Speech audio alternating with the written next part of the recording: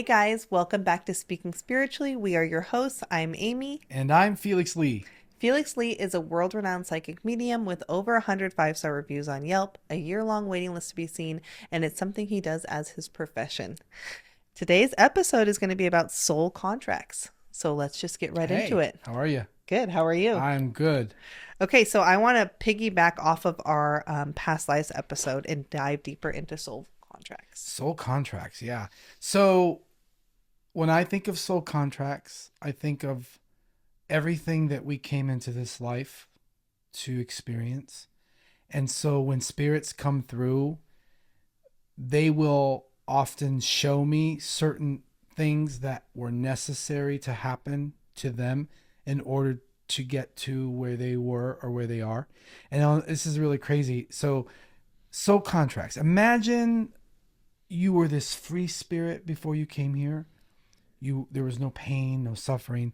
So spirits tell me, imagine being at a huge desk in this beautiful hall. We call it the halls of life, halls of justice. Okay. And so we stand around these big desks sort of with blueprints, and all of our guides, our spirit guides and teachers are around us, and we are choosing where to be born, who to be born to, what kind of life, what kind of body we have. All these things are predetermined before we come here. So they always say, imagine planning this life with these guides, and your guides are saying to you, well, you're going to forget we had this conversation when you go into the earth plane, when you go to the earth plane. So you're going to forget what we said, Felix, but we're going to be here and nudge you every now and then to let you know we're here for you. And so imagine okay, you're ready. You're getting ready to do this. We're going to go in utero. Boom. We forget everything that we were just talking about. And we go into this dense body with nerve endings and blood and bright lights. The bright light that we go into when we cross over is much different. It's warm and inviting. The bright light we experience here is shocking and to our system. So imagine that's why babies cry. That's why they've told me that's why babies cry. Oh wow, because they're feeling so just like out of sorts. Well, they're being pushed, shocked. Yeah, they're shoved into this body. As opposed to when you pass over, Yeah. It's actually a white light where you're feeling like home. Right. I always say that when we are born, that's the hardest thing we've done. We've done it already. Okay. And passing is easy. Sort of like, well, it's releasing, right? Releasing our spirit from our physical. From our physical body, this is the hard part, being on this physical realm. Yeah. So a soul contract. So back to the soul contract is basically like a contract that's written out with spirit guides before you come. So the spirits have said this, and a lot of people know this inherently. Some people just know this. They chose their mother, they chose their father according to the lessons they want to learn in this lifetime. Yeah. Some people say, was I doing something up there, not thinking when I did this? And it can feel like that. For sure. It's hard to make sense in the human realm. Right. We don't come here for easy. Right. We come here to learn lessons. Here. Yeah. We come here to experience and to broaden to break away from limitations. Okay. Okay. So getting deeper into soul contracts, can a soul contract be broken? Good question. So with semantics, right? It's all semantics. I truly don't believe that we can break a soul contract, because whatever you consider breaking the soul contract is a part of the soul contract. Oh, so can you give an example of a soul contract, and you're saying how it can't basically be broken? Well, because it's a soul contract. So say this little girl was meant to break her leg when she was 7. Sure. What part of the soul contract play in that? Can that be changed? Say she didn't go ride her bike that day, would she not get a broken leg at the age of 7? Well, that would be a part of her soul contract, is breaking the leg, right? Okay. And so everything that happens to us serves a purpose, right? Okay. Has a purpose. And so it's not possible in my experience and again, we can be talking semantics here. I don't think it's possible to break a soul contract. Okay. But some people might perceive like a suicide as, oh, that person came into this life and left early, but that's also part of their contract and written in that blueprint. Like, I always equate the contract as a blueprint. Okay. And so we fill out the colors, the details, but the base foundation has been laid. Okay. If that makes sense. That definitely makes sense. That's kind of how I personally interpret it. And I was just kind of explaining this to a friend of mine who has a sister who's dying right now of cancer. And what I was trying to tell her was that this was written in your sister's soul contract. Sure. That this was going to happen no matter what, whether it was the church who maybe made them feel like they shouldn't go get care from the hospital, right, or if they did get care. Either way, they were going to have breast cancer in their life. Or what we perceive to be cancer or illness. And so that person's experience, is cruel as it sounds, is a part of their soul contract. Okay. And, you know, I hear this so much. People say, why did my sister or why did my brother not want to get treatment when there was treatment? Well, that's something they chose. They didn't want to get the chemo because they didn't want to feel sick all the time. So they had a right, you know. But they chose that in this life, or they chose that as for them from their soul contract? Well, I always see when spirits show me when someone passes, sometimes they'll show me you can take exit 1, exit 1A, 1B, 1C, but it's still exit 1. Okay. So, and different spirits have told me different things about their purpose here. And I truly believe and trust that what we experience here is what we are meant to experience. Okay. You know, negative and bad things happen to all of us and will happen to all of us. So that's not in question. It's sort of when I said to Spirit, or I asked Spirit last year, I went through a really hard year last year, almost died. Oh no. I'll tell that story too another time. Okay. But I said, Spirit, why did this happen to me? And you know what their response was? What? They said, Felix, this didn't happen to you. This happened for you. Oh, wow. And that... I love that. So things are happening for you. It sounds nice now. I can, in retrospect, respect and make sense of it. But at that time, my really response was, well, like, WTF? Like, what? It didn't make sense to me at the time. Now it does. Okay, so what did that help you with now, looking back? Oh, it helped me to do things I needed to do. Take care of your health and things like that. Well, all that, yeah. I was taking certain things for granted, not knowing or realizing it. And it was sort of like a wake-up call for me. Oh, that's really... And I'll share that story on another podcast. Okay, well, yeah, we'll do one on illness and sicknesses and the impacts that they can have in your life.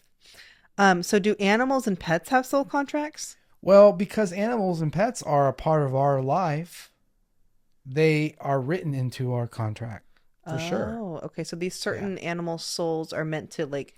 And the idea of soul contract, if like we're talking about that, which we are, is it can be a limiting idea, but it's also an idea to help people understand. Okay. Basically that everything that we are experiencing in our lives is for a reason and has been pre-planned. Okay. Is it like karmic ties? Would you say anything about karma? So karma is cause and effect. Okay. So we have had lives before this one. And so whether you believe it or not, it doesn't matter what you believe. You've experienced this life. You've experienced other lives before. This isn't our first rodeo.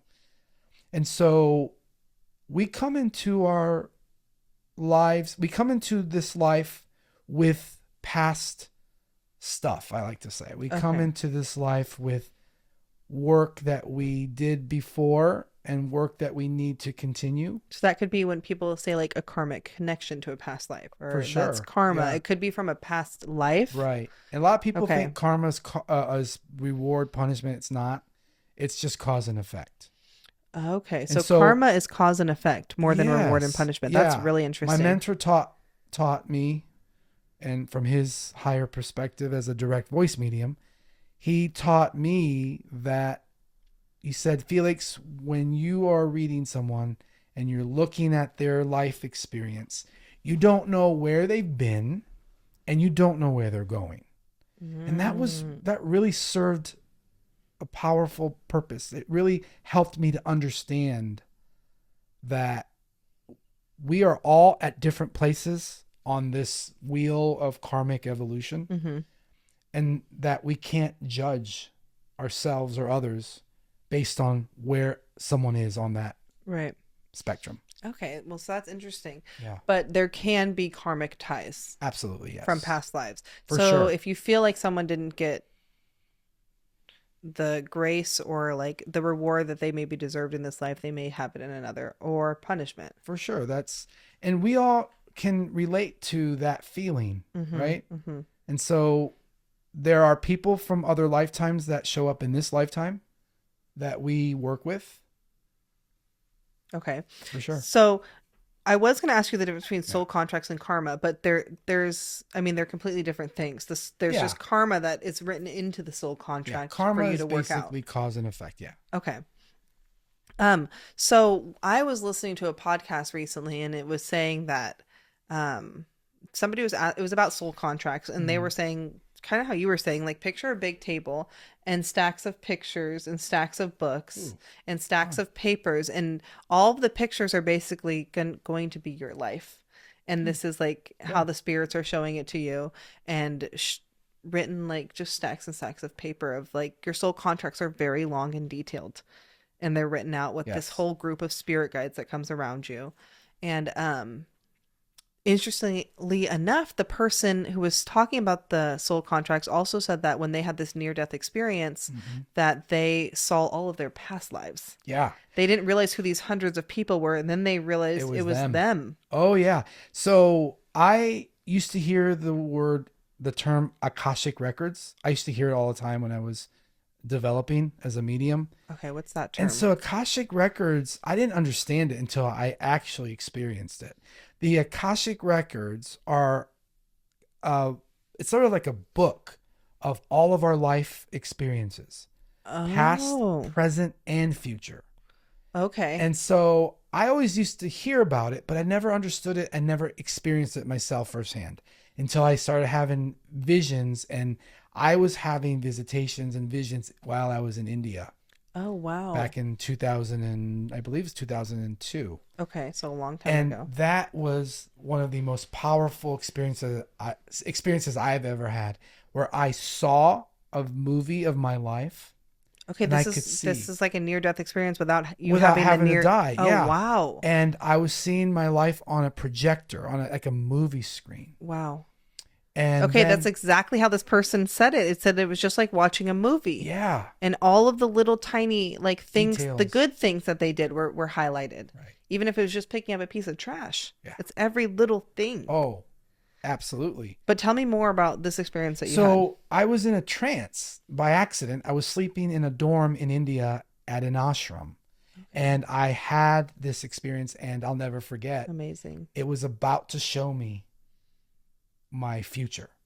Because I remember thinking, oh my gosh, I'm so excited to see what's going to Because you've happen. had you saw the whole I saw everything up childhood to where I was. And I couldn't tell you now because I feel like that was erased from me. Okay. It lasted maybe a minute when I woke up, when I snapped out of this vision. The memory Oh, wow. lasted for about a minute and I forgot And then everything. oh wow. It was so. So you did see your future self? Well, no. Just as I was about to see the future, somebody had come into the dorm and slammed the door, and it snapped me awake. Oh, It snapped wow. me out of it, and I just remember being so angry. Like it was. That's like it's when you wake up from a dream. It's like You're a joke. yeah. Like, okay, we are going to tell you, Felix, the secret of life is, boom, wake up. It felt just like that. Imagine that. No, yeah. I'll never forget that. And of course, I was so mad. I was so mad. I was like, why did this person? I wasn't meant to see it. Mm-hmm. But that was the first time I have ever experienced that. Okay, whole what's that book concept. called again? Well, they call it the Akashic Records. Oh, the Akashic It's a Records. big book of your life, past, present, future experiences that your soul, wants to and chooses to have. Oh, wow. Okay, so and then the soul contract would basically be just as your soul, the present or Yeah. the future, I mean. Yeah. And then this And other record is everything, all of your lives. everything. Yeah. Oh, wow. You get to get glimpses of it. I think all of us can relate to getting a glimpse of something before it happens, or a premonition of something before it happens. Yes. You know, I've read for thousands and thousands of people, and you know how many times I hear a mother of a son that took his life say, you know, Felix, I always knew he wasn't going to be here long. Mm-hmm. I feel like every time I've talked to somebody who's lost a Or son to suicide or person- something, they said that. the person before they pass usually say, hey, I'm not going to be here a long time. I'm going to. So you would just inherently know sometimes. Oh, yeah. Yeah, I can relate to that. I think everybody can relate to that. All right. Well, thank you, Felix. That was a wonderful episode. I think that was very interesting. Thanks for the questions. Yes, Good for questions. sure. All right, guys. Thank you for tuning in, and like and subscribe, and we hope to see you next week. See you later.